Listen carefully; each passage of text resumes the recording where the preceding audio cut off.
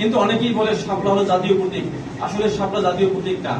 জাতীয় প্রতীকের সাথে পাট পাতা আছে, তারকা আছে, ধানের ছড়া আছে বা ধানের শীর্ষ সেখানে আছে, এবং সেখানে ভাসমান শাপলাও মিলে হলো জাতীয় প্রতীক, এবং সংবিধানে সেভাবেই বলা আছে।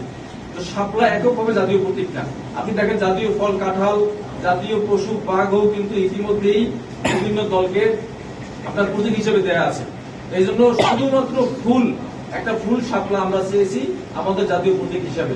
আপনি দেখেন জামাত ইসলামীর আপনার প্রতীক কি, এখানে দাড়িপাল্লা কিন্তু বাংলাদেশ সুপ্রিম কোর্টের প্রতীক হিসেবে ব্যবহৃত হয়।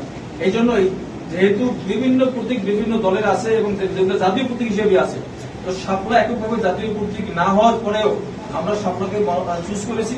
এবং আমরা ইলেকশন কমিশনের যে পরিমাণ এখানে নিরপেক্ষহীনতা দেখতেছি, তাদের পক্ষপাতিত্ব দেখতেছি যে শাপলা দেওয়ার ক্ষেত্রে তারা বিভিন্নভাবে বায়াস হয়ে এনসিপি কে শাপলা না দেওয়ার জন্য তারা বিভিন্ন কথা বলছেন, যে কথাগুলো আইনের সাথে সাংঘর্ষিক এবং মানুষের কাছেও অপছন্দ। আমরা আমাদের দাবি এখন পর্যন্ত শাপলা আমরা চাই।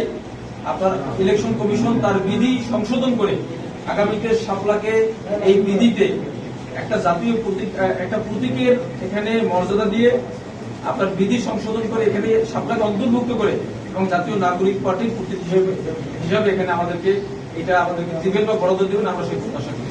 এবং সাজিদ আলম যেটা বলছেন ঠিকই বলেছেন যে যদি ইলেকশন কমিশন এখানে তারা কোন রাজনৈতিক প্রভাবান্বিত হয়ে জাতীয় নাগরিক পার্টিকে শাপলা না দেন, তাহলে আমরা কঠোর আন্দোলনের দিকে আমাদের যেতে হতে পারে, ইভেন ইলেকশন কমিশন ঘেরাওর দিকে আমাদের যেতে হতে পারে। এই বিষয়ে সংক্ষিপ্ত কথা বলবেন আমাদের জাতীয় নাগরিক পার্টির রেজিস্ট্রেশনের কাজ করে যাচ্ছেন অ্যাডভোকেট জহিরুল ইসলাম মুসা, তিনি এই বিষয়ে আপনাদেরকে সংক্ষিপ্ত কথা বলবেন।